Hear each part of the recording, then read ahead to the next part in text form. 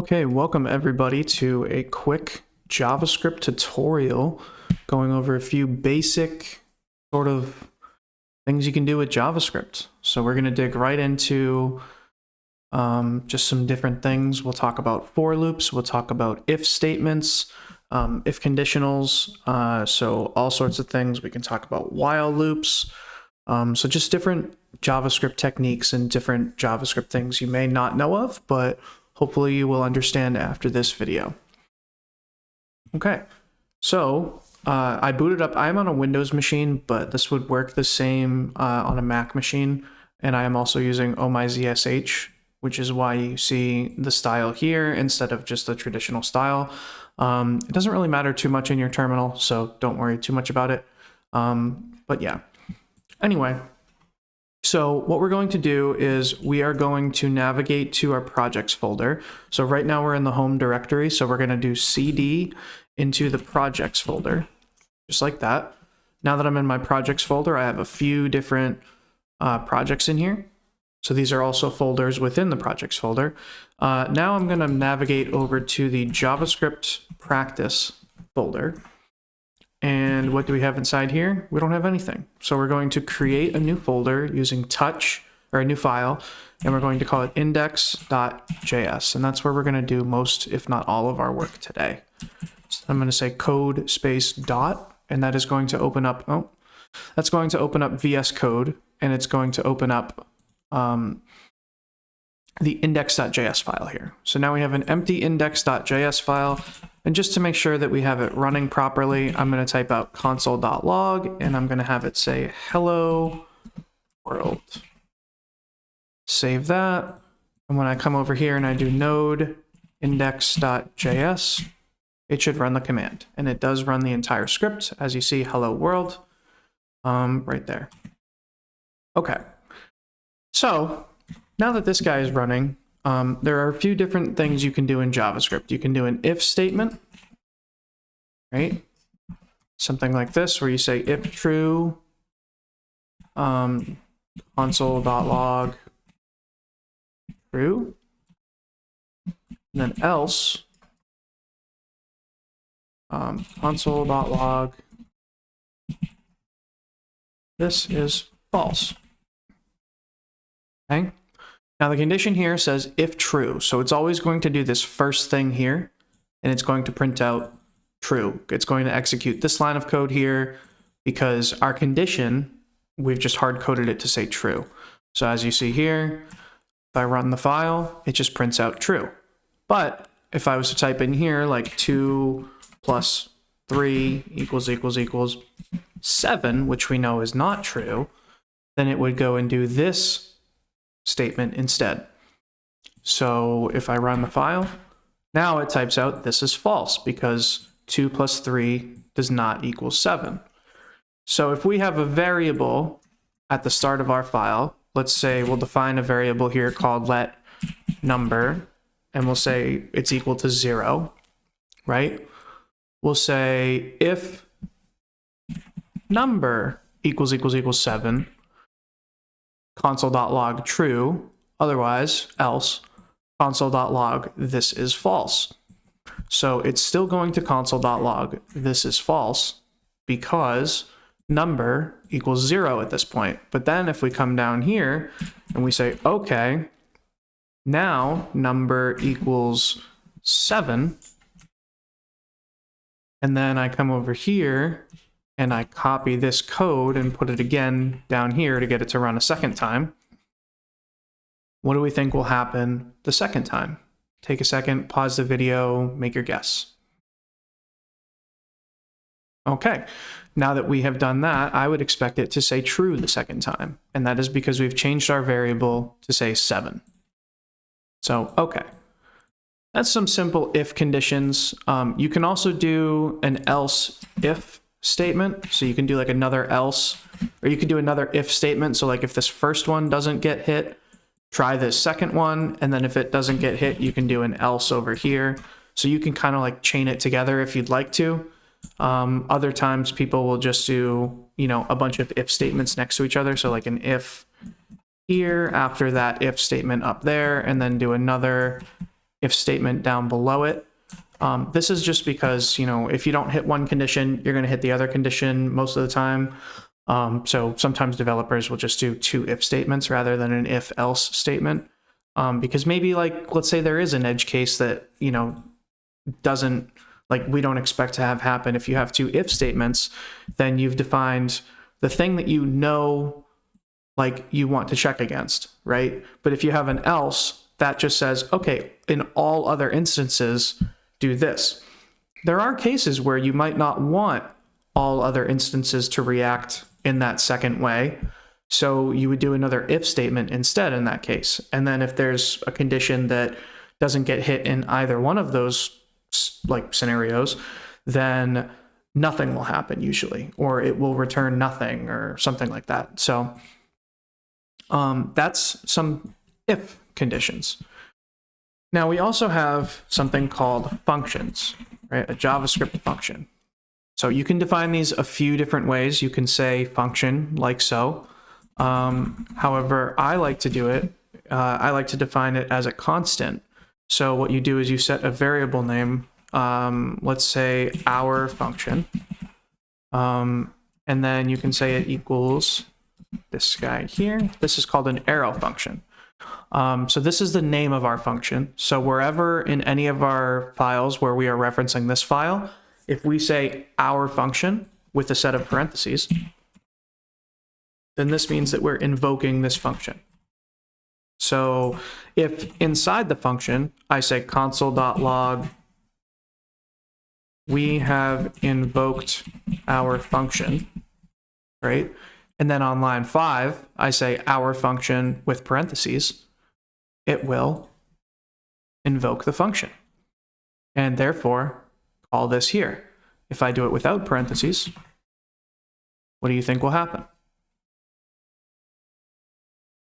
It's not going to do anything. Why? We are referencing our function, but we're not actually calling it. Calling it is like activating it, invoking it, pulling the trigger, any number of things you can think of, but it's what causes the function to actually do the stuff inside of it. So that is what a function call looks like. Here we're defining it as our function. That's the name that we've given it. And then here we are calling our function. So that's how we define some basic functions. You can also pass in information, right? So you can do this right here. And let's do another function call. So now we're calling the function twice. We're calling it once with true, once with false. So these are what are called arguments. These are things that are passed into the function. It's information given to the function that the function then takes in and does stuff with. So for example, if I define here, I'll say input value, right? So I'm just giving what we pass in. I'm giving it a name here inside the function, so we can change our function now to interact with the information no matter what it is that gets passed into our function.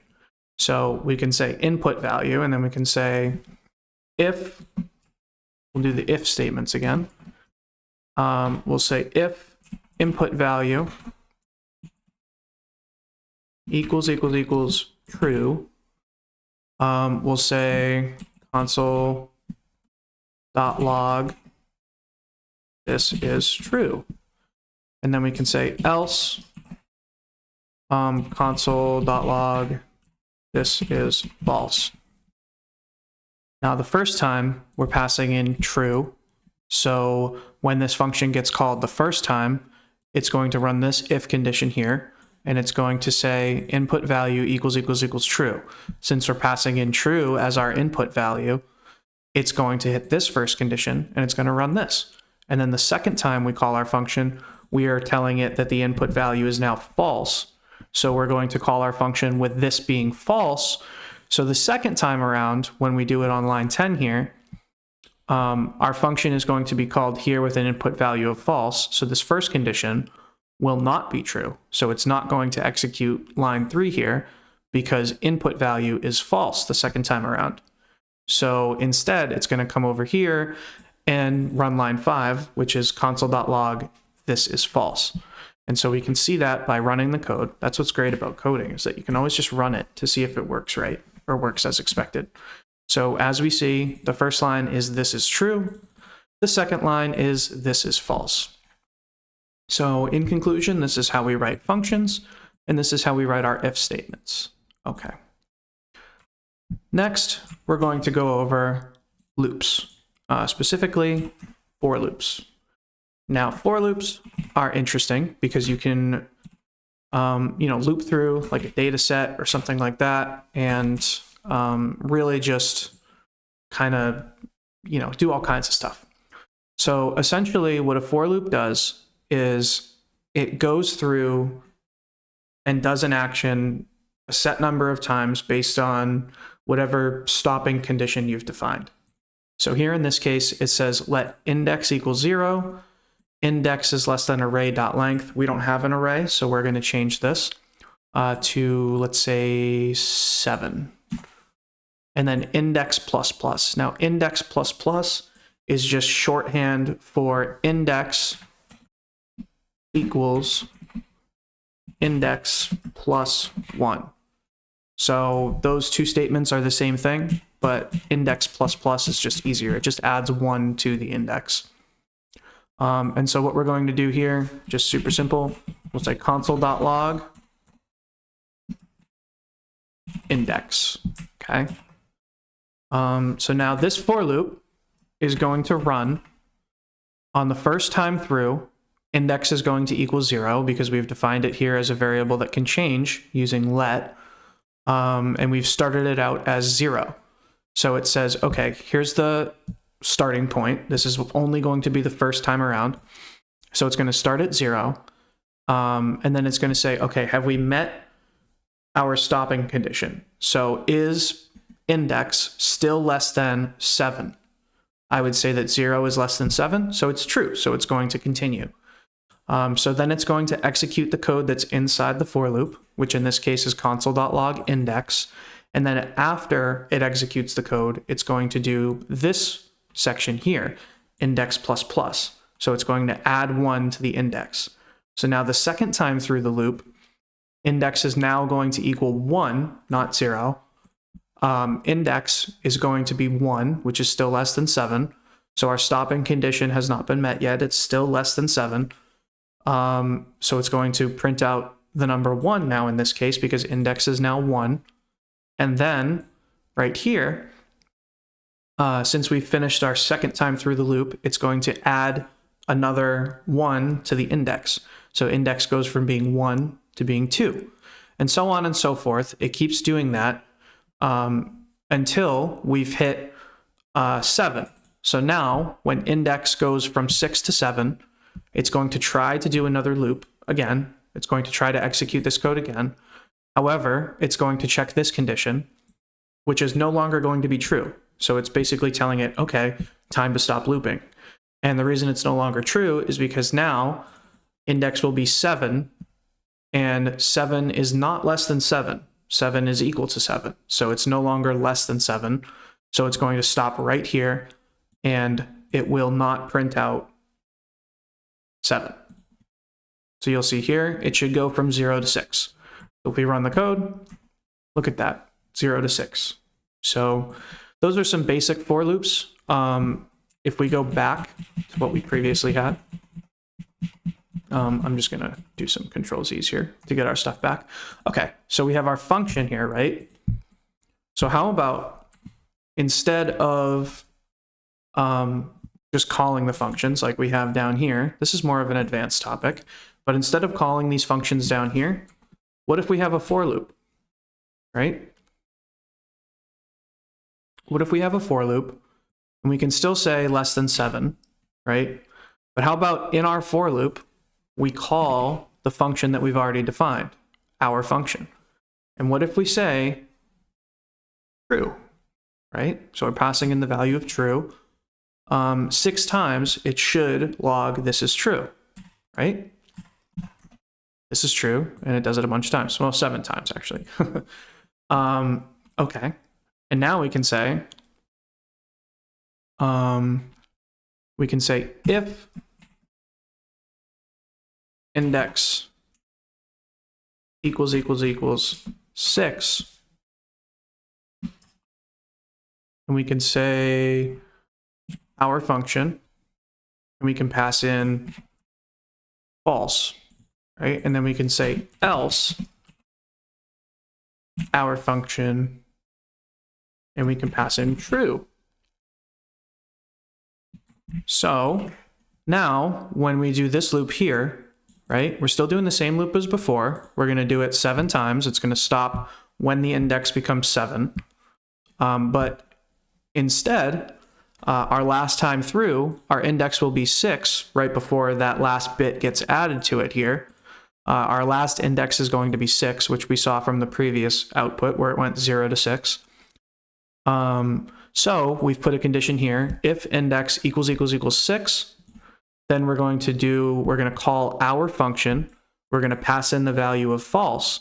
And when we pass in an input value of false, our function is supposed to print out this is false, right?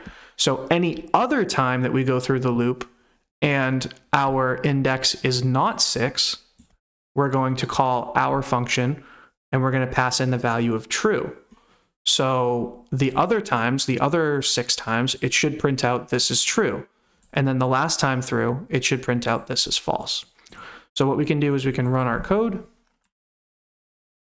And as you see, this is true a bunch of times, and then this is false is our last iteration. So those are just some very basic usages of conditional statements and some for loops. So I hope you learned something, and I'll talk to you guys again soon. Thank you.